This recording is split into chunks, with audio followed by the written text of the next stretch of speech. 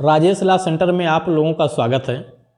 आज हम लोग भारतीय संविदा अधिनियम के एक महत्वपूर्ण प्रावधान पर चर्चा करेंगे, जो है पूर्वकालिक संविदा भंग के नाम से जाना जाता है। पूर्वकालिक संविदा भंग का क्या मतलब है, इसका क्या इफेक्ट होता है, इस पर चर्चा करेंगे।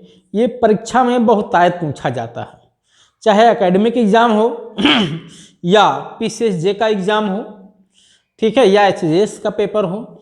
हर एक एग्जाम में प्रारंभिक परीक्षा, मुख्य परीक्षा और साक्षात्कार में हर एक स्तर पे यहाँ से प्रश्न पूछा जाता है कि पूर्वकालिक संविदा भंग क्या है, इससे जुड़े हुए महत्वपूर्ण केस क्या हैं, इसके प्रभाव क्या होते हैं और ये किस धारा से जुड़ा हुआ है। ठीक, चलिए हम लोग शुरू करते हैं। सबसे पहले आप लोग चैनल को सब्सक्राइब कर लीजिए, यदि नए हैं तो लाइक शेयर और कमेंट करते रहिए। आइए पूर्वकालिक संविदा भंग के बारे में समझते हैं। धारा 39 में पूर्वकालिक संविदा भंग का उल्लेख किया गया है, यानी भारतीय संविदा अधिनियम 1872 की धारा 39 सेक्शन 39 के तहत पूर्वकालिक संविदा भंग के बारे में बताया गया है। ये पूर्वकालिक संविदा भंग का मतलब क्या होता है? ठीक है, पूर्वकालिक संविदा का भंग का मतलब है कि संविदा का पालन करने का जो समय होता है, ठीक है, संविदा के पालन करने के समय से पहले ही पालन करने से मना कर देना। ठीक है, जैसे देखिए का और खा के मध्य ये तय हुआ, ठीक है, कि का अपना मकान खा को बेचेगा। ठीक, तय कब हुआ है? इस डेट में तय हुआ है। बेचना कब है? इस डेट में। मान लेते हैं ये जो है 1 तारीख की डेट है, ये 5 तारीख की डेट है। 1 तारीख की डेट में तय हुआ है दोनों के मध्य, ठीक है, 1 तारीख की डेट में तय हुआ है कि 5 तारीख को बेचा जाएगा। ठीक है, कितनी तारीख को? 5 तारीख को बेचा जाएगा। ठीक, इसने क्या किया कि का ने खा को मकान बेचने की संविदा किया कि मैं अपना मकान आपको 5 तारीख में बेच दूंगा।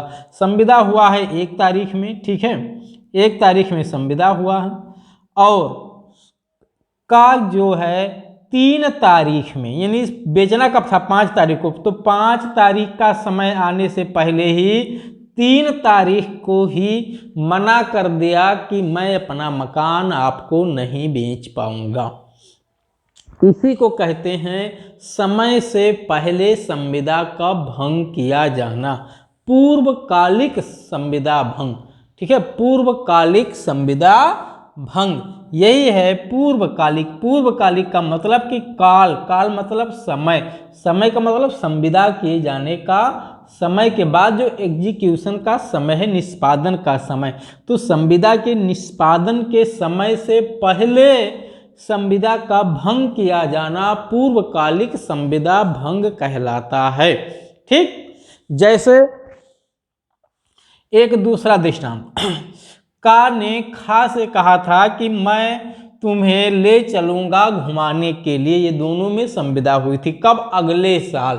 मान लेते हैं 2021 में संविदा हुआ मार्च में, अब अगले साल 2022 में, 2021 की संविदा थी मार्च में, 2022 में मार्च में घुमाने ले जाने का संविदा हुआ था कि अपनी गाड़ी से आपको ले चलूंगा घुमाने के लिए। ये दोनों में संविदा हुआ था।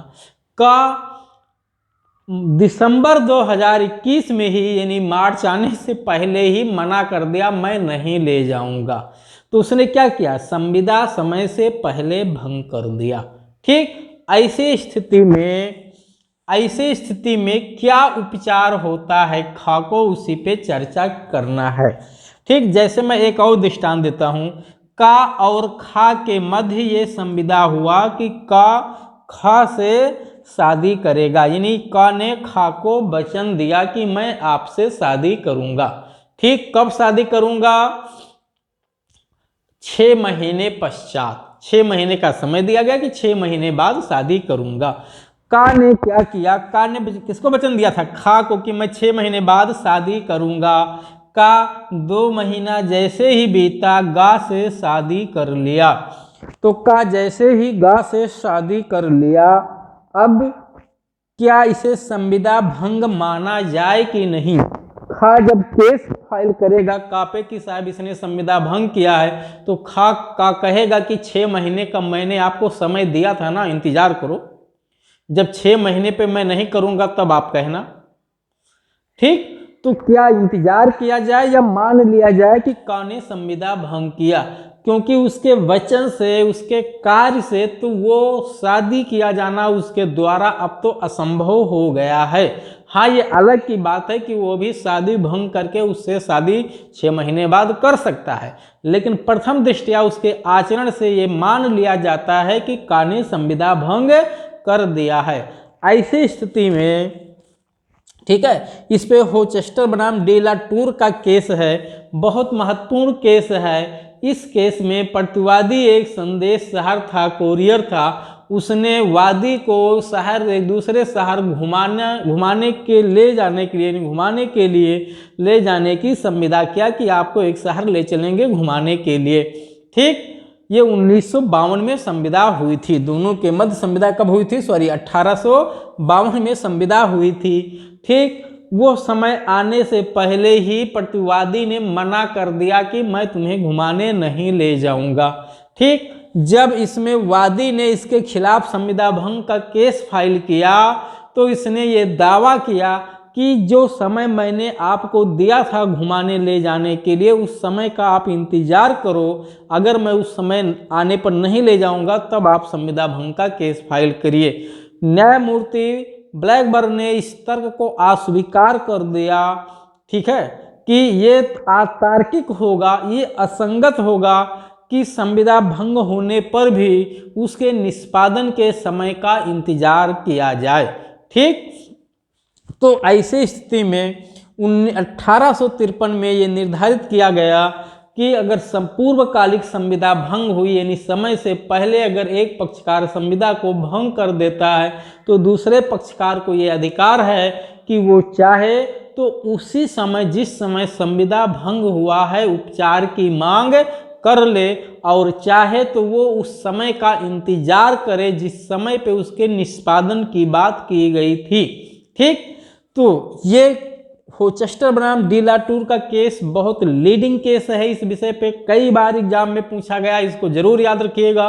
पूर्वकालिक संविदा भंग में समय से पूर्व संविदा भंग किए जाने पे उसी समय उपचार पाने का हक प्रदान किया गया, इसी केस में निर्णित किया गया था।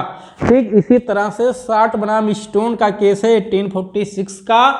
इस केस में भी एक व्यक्ति ने एक लड़की से वचन दिया था शादी करने के लिए, लेकिन वो समय आने से पहले उसने किसी और से शादी कर लिया।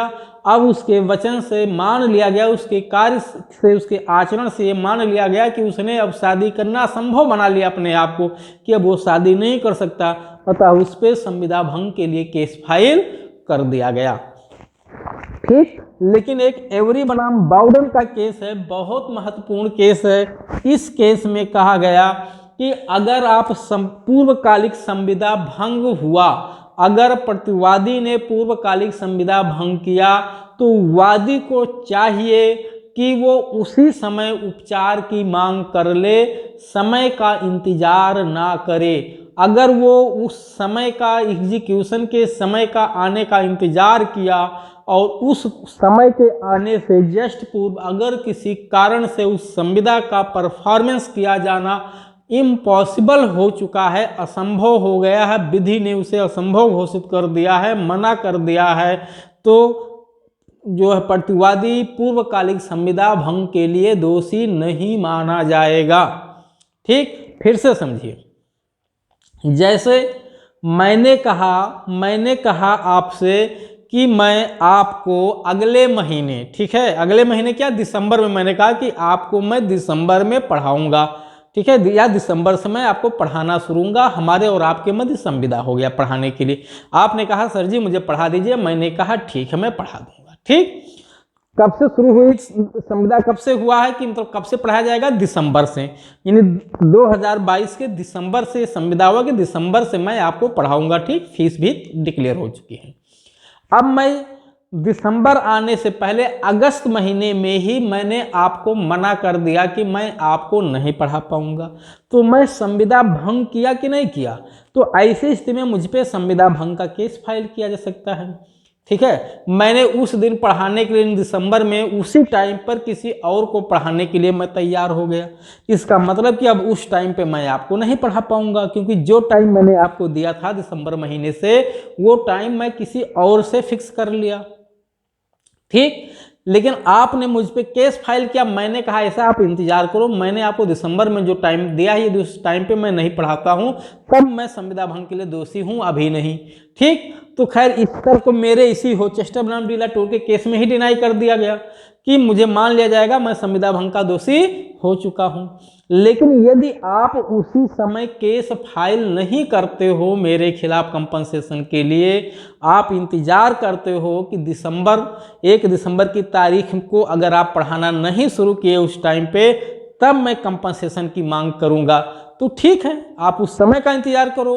लेकिन वो समय आने से पहले ही प्राइवेट शिक्षण संस्थान पे रोक लगा दिया गया कि अब कोई भी व्यक्ति किसी भी दूसरे व्यक्ति को ना तो कोचिंग के माध्यम से ना ट्यूशन के माध्यम से उसे पढ़ा नहीं सकता। ठीक, अब आप मुझ पे अगर संविदा भंग का केस फाइल करोगे तो मैं तुरंत कहूँगा कि अब आप उसको जो विधि विरुद्ध हुआ है उसे आप संभव घोषित करवा दो, मैं पढ़ा दूंगा।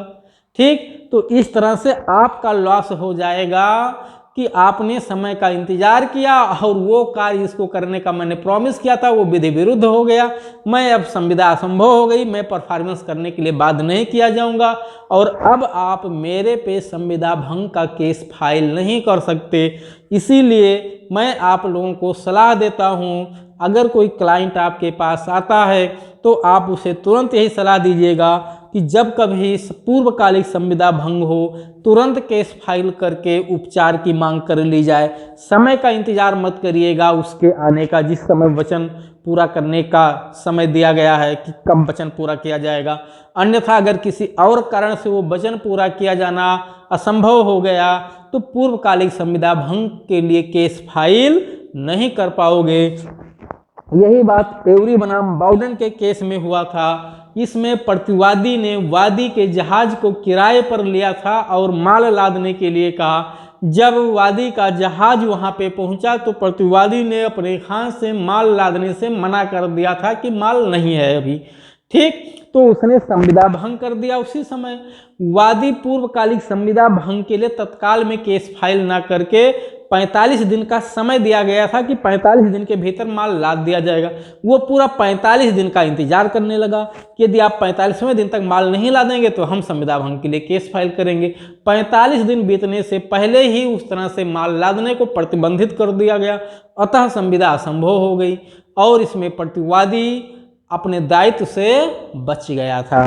तो एवरी बनाम बाउडेन का केस भी बहुत महत्वपूर्ण है और होचेस्टर बनाम डी लाटूर का, ये दो केस बहुत ज़्यादा इस विषय पे महत्वपूर्ण हैं, कई बार प्रश्न पूछे जा चुके हैं। ठीक, तो ये रहा पूर्वकालिक संविदा भंग जिसका उल्लेख धारा 39 में किया गया है।